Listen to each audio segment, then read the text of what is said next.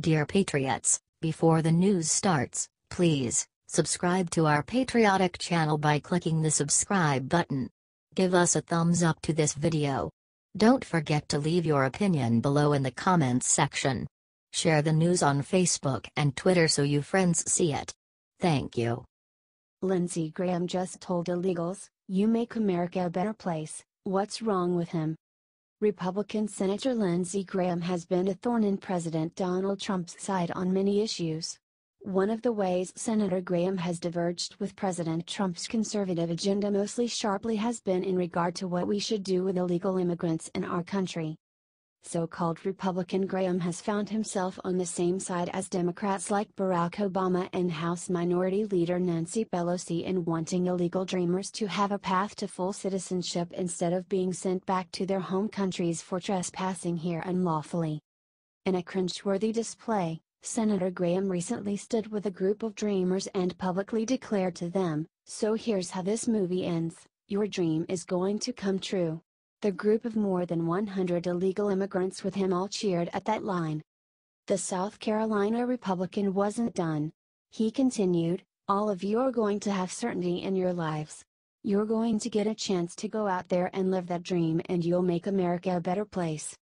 Senator Graham somehow did not take into consideration how these young illegal immigrants would be directly competing for jobs with American citizens.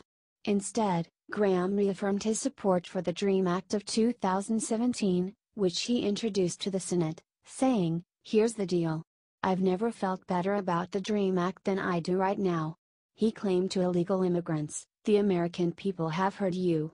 They share your dream and overwhelmingly support your dream. Do you think Graham needs to get voted out of Washington?"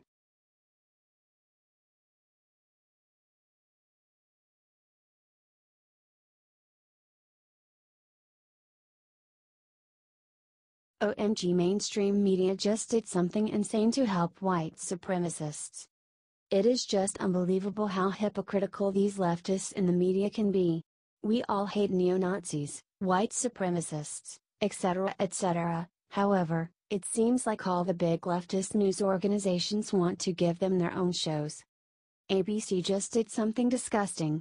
They actually went out to visit one of the worst neo-Nazis, Richard Spencer, and gave him the gift he always wanted. They gave an actual white supremacist neo-Nazi leader a place to speak on network TV. Seriously, this guy is the worst of the worst. He wants an all-white nation, his words, amongst other despicable things. Heck, I almost added the video in here and decided no, we conservatives are better than to spread his bile and filth. They tried to pitch it as Richard Spencer meets an Antifa protester, but why give him a chance to recruit? Maybe they don't realize it, but giving this guy a platform is the worst thing to do. It's not all ABC's fault, though. He has also been given chances to spread his hate-filled, pro-Hitler messages on Al Jazeera, Time, Vice, The Atlantic, and CNN. The amazing thing to me is that these guys are regulars on the mainstream media. They love them. These are the same people that boycotted Kellyanne Conway. So, once again they try to associate horrific beliefs with the party of Lincoln. We will not let them tarnish who we are.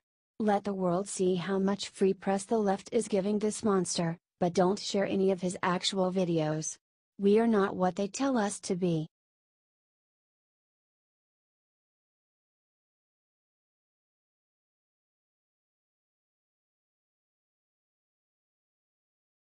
I just want people to remember my son.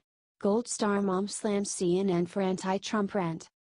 CNN's Alison Camrota shamelessly tried to manipulate a Gold Star family into attacking President Trump. But they wouldn't buy it. Camrota started the interview by asking if President Trump ever gave them a call. "No, I haven't, but it's okay. It doesn't matter if I hear from the White House or not, because it's not really about a call or letter," said grieving mother Sheila Murphy. A banner that said Gold Star family said Trump never called them immediately lit up on the screen. Murphy went on to explain that all she cares about is people remembering her son and no Gold Star family cares about a call from the president. "The worst thing I have ever been called is a Gold Star mom," cried Murphy. Camrota continued to push politics. "I know that you, You wrote a letter to the White House, I think. What did you want the president to know about your son? Asked Camerota. I just wanted him to not forget my son. And I actually thank President Trump for ordering the airstrike in Syria, but it wasn't enough to save my child. I have no hard feelings towards anyone, said Murphy. How can we help you? Asked Camerota. If you could just give me my son back, responded Murphy.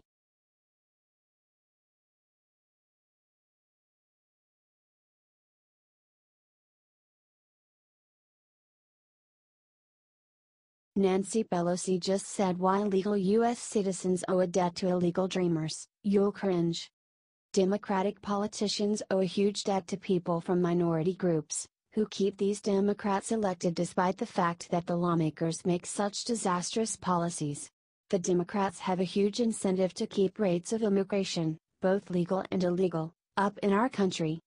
They also have a big incentive to try to give the nearly 1 million dreamers a true path to citizenship, as that will mean a significant boost in votes in critical swing states like Colorado, Nevada, and even Texas and Arizona that have increasing Hispanic populations. Nonetheless, Democratic House Minority Leader Nancy Pelosi recently told American Citizen that it is we who owe a debt to illegal immigrants. Said Rep. Pelosi during a town hall, "Our dreamers, they make America dream again." She continued, talking about the illegal dreamers, "They're so lovely. We, frankly, owe a debt to your parents for bringing you here to be such a brilliant part of our future. That's what America is all about." Rep. Pelosi's absurd statement drew no shortage of criticism. Wrote one Twitter user in response, stating the obvious, "Let's be clear about the difference, illegal versus legal immigrants. One follows laws and becomes citizens. The other invades a country united." Another said directly to Pelosi, emphatically, #Pelosi Town Hall, "We owe a debt to WHO Nancy Pelosi? Dreamers? You fucking serious? You're a nutcase. Do you think Pelosi's statement that we owe a debt to illegal immigrants is absurd?"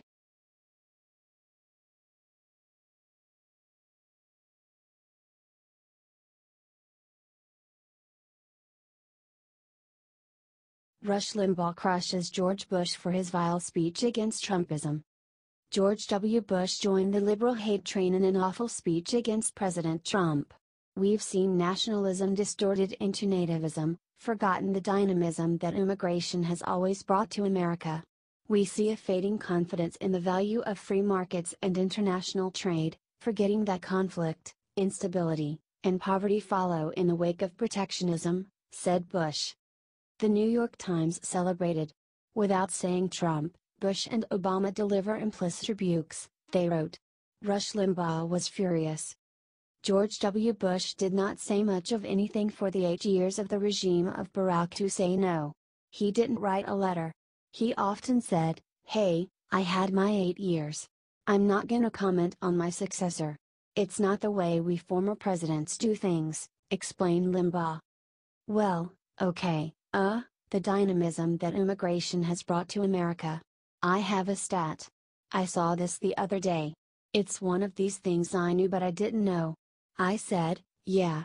It shocked me, but then when I stopped and thought about it, it had to be true. The U.S. immigrant population has hit a record 43.7 million in 2016.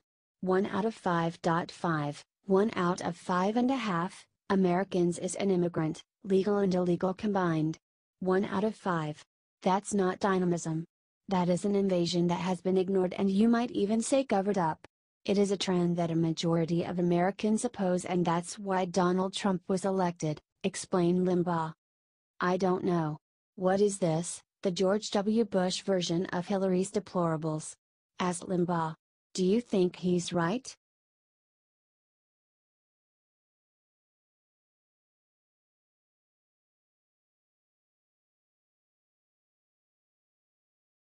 CNN's Sally Khan just gave stupid reason libs should blame Trump for Harvey Weinstein. Republican President Donald Trump has become a boogeyman to many liberal Americans. No matter what goes wrong in our country or in the world, they just blame it on Trump. This perhaps reached a new low recently when divisive CNN host Sally Kahn wrote a column on CNN's website where she tackled all the sexual assault and rape accusations that have been piling up against movie mogul Harvey Weinstein, who was a friend of the Clintons and one of their biggest fundraisers. Instead of actually admitting that powerful entertainment industry player Weinstein was responsible for all the assaults on women he committed, Kahn absurdly asked instead, but should Weinstein in part blame Donald Trump for whipping up Hollywood against sexual assault in the first place? She continued, beginning with the largest march of women and their allies the day after Trump was inaugurated, we reached some critical mass in America and around the world of just refusing to stay silent, and, together, more and more women are speaking out. And at the same time, for Hollywood in particular, the challenge of Weinstein was interesting timing. Kahn again used Trump as a scapegoat and punching bag later, writing, just like Donald Trump is responsible, in some way, for having gotten us all to surface and scrutinize these issues in new ways. And hopefully that means Hollywood, and all of us, will change for the better. Do you think it's laughable that these liberals won't stop blaming conservative Trump for their own problems?